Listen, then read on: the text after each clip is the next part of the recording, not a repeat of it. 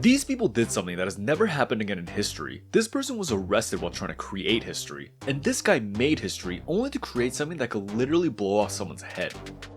All these events are pretty crazy, but somehow they all have one thing in common, and it's that they were inspired by anime. Do you support love between a man and his anime pillow? Oh my God. Nowadays, anime has become so popular, it's no longer just a fringe interest, and it's weirder to find someone who has never watched an anime than someone who has. Anime has hundreds of millions of fans, has conventions that have attendance numbers in the hundreds of thousands, and generates billions of dollars every year. However, while anime is mostly fun entertainment, this immense popularity also means an increased potential for anime to be involved in a crazy situation.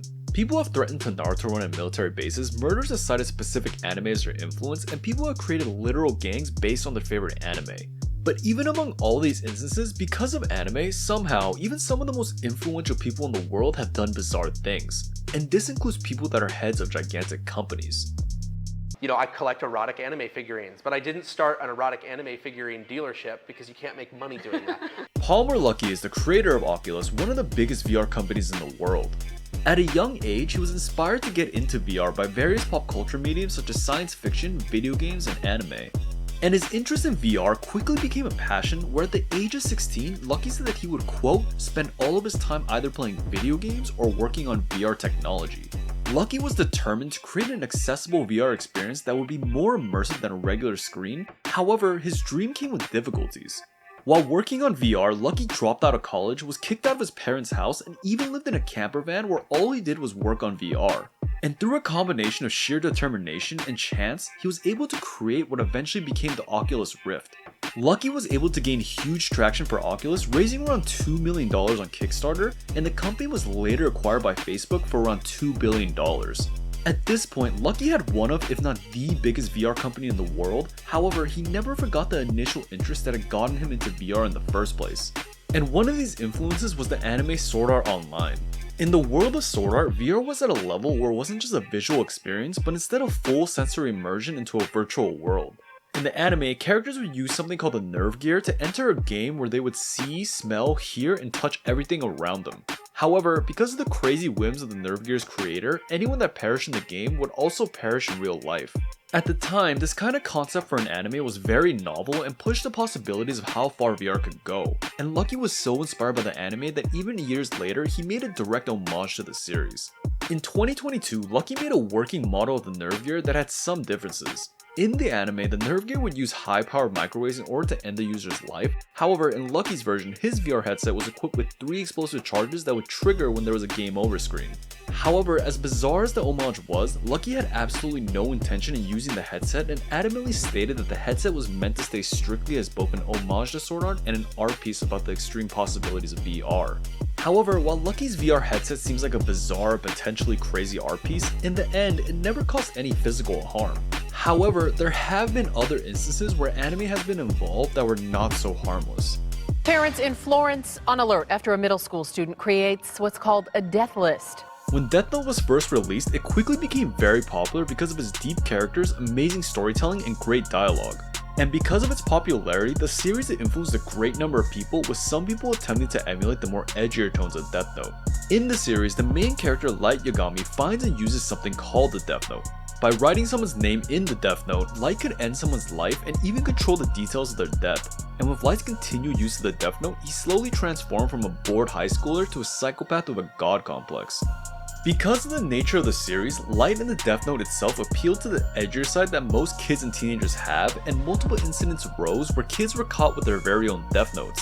In Pennsylvania, a student was caught pinning a Death Note with names of other students to a wall. In Alabama, 2 6-year-olds were actually arrested when they were found with a Death Note. And in New Hampshire, a student was caught with a Death Note that had 17 names in it along with the respective cause of death.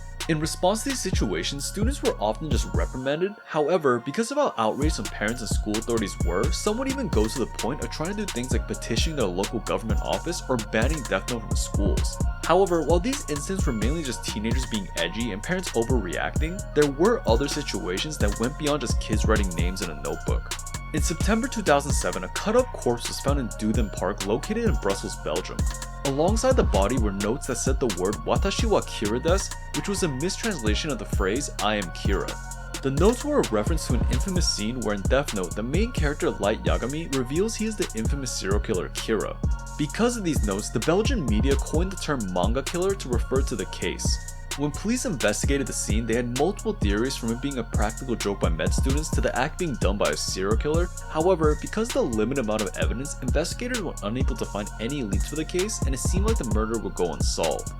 However, 3 years later, investigators were able to solve the case. In September 2010, Belgian police arrested and interrogated 4 suspects. It was determined that the suspects had known the victim, with some even being roommates with him, and had gotten into a heated argument. This argument ended up in the victim being murdered and the victim's body alongside the I am Kira notes being disposed of in the park. And according to the spokesperson for the police, the suspects' reasons for leaving the notes with the body was just because they were fans of the Death Note series. However, while anime being involved in murder is pretty crazy, it isn't the norm, and anime is more likely to be involved in bizarre moments such as the infamous Storm Area 51 event. Flooded into Nevada after a call on Facebook to storm Area 51. In 2019, a man named Matty Roberts created a joke Facebook event named Storm Area 51, They Can't Stop All of Us. The event was based on the popular conspiracy theory that the military base Area 51 harbored alien life. And the purpose of the event was to band Facebook users together to raid Area 51 and quote, see them aliens. Initially, users had various battle plans on how they would do the raid, but one of the most popular plans was the Naruto Run. In the popular shonen series Naruto, characters when running would often have their arms stretched behind them with their chest tilted forward. This way of running had already been a popular meme before the event had been created. However, the Naruto Run was adopted by the event, with a popular statement being that if we Naruto run, we can run faster than their bullets. However, while this meme was originally just a small joke and a small event, things quickly changed. Within 4 days of Roberts posting the Area 51 event, it quickly blew up with eventually over 2 million people marking that they would be attending the raid. While many of these people had no intention of actually going, there were still a good chunk of people that were actually serious about attending. Because of this, Roberts, alongside some other organizers, started planning a legitimate gathering called Alien Stock. Alien Stock was meant to be a large music festival with alien-themed entertainment, art, and performances, and originally the location for the event was meant to be held at Rachel, Nevada, which is a small town near Area 51. However, there were soon complications with the event. As the event day approached, organizers of Alien Stock started to have more and more disagreements focused on if Rachel could handle the event. And this was mainly due to Rachel being a very small remote town. At the time of the event planning, Rachel had a population of less than 100 and had never held an event of this size. Roberts, when realizing this, was concerned that Rachel would not have enough resources, whether it was bathrooms, accommodations, or access to emergency services, in order to safely hold the event. Roberts believed that Rachel wouldn't be able to handle the event and did not want to be associated with, quote, the next Firefest. However, organizers and Rachel thought differently. They believed that the town could handle the influx of people and believed Alien Stock would bring massive revenue and attention to the town. However, Roberts didn't agree and decided to pull Alien Stock from Rachel nearly a week before the event and held a separate event in Las Vegas. However, this caused even more issues as business owners and Rachel had already paid for permits and supplies. Because of this, there were threats of lawsuits and cease and desist from both sides. However, even after all this, both events ended up somehow continuing on, with the Las Vegas location pulling in around 10,000 attendees and the Rachel event pulling in a couple thousand people. Both events ended up running with little to no issues, and in terms of the Area 51 raid that the Facebook event had originally been made for, only around 150 people actually showed up. And among these small number of people, most people just went to take a photo or even record themselves Naruto running around, with a few people getting arrested for things like indecent exposure or alcohol related offenses. However, while the Storm Area 51 event ended up being relatively harmless, there was another incident involving anime that was much more violent.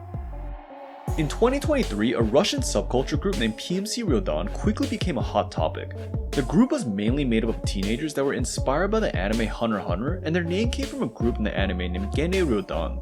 Members of PMC Ryodan would dress very similarly, often sporting plaid pants, long black hair, and a black top with a spider on the back. Initially, PMC Ryodan was a very niche group, but because of an incident in Moscow's Avia Park Mall, the group's popularity exploded. On February 19, 2023, a huge fight broke out between PMC Ryodan members and another group. There were many theories about why the fight was started, but one of the most accepted ones was that the two groups got into an argument over the use of chairs in the food court, and the argument escalated into a massive brawl. The brawl ended up with PMC Ryodan absolutely destroying the other group, and the video of this fight became extremely viral. This was mainly because the group that Ryodan beat up were made up of people that were associated with sports and getting into fights. For PMC Ryodan, who were seen as a group of anime nerds, to win the fight was extremely surprising and vindicating to viewers.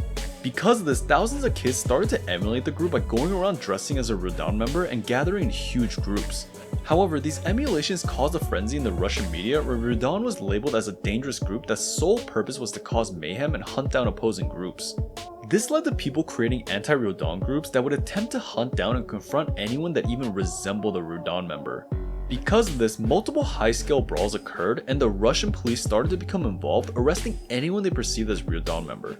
Ryodan actually became so infamous that at one point the Russian government even accused Ukraine of creating the group to cause dissent in Russia. And funnily enough, when Ryodan emulators appeared in Ukraine, the Ukrainian government accused Russia back, saying that the Russians were using PMC Ryodan to destabilize Ukraine. And while both accusations were not true, it was just funny that a group that originated from a love for anime could create actual international conflicts. You don't watch Naruto, bro? What? What?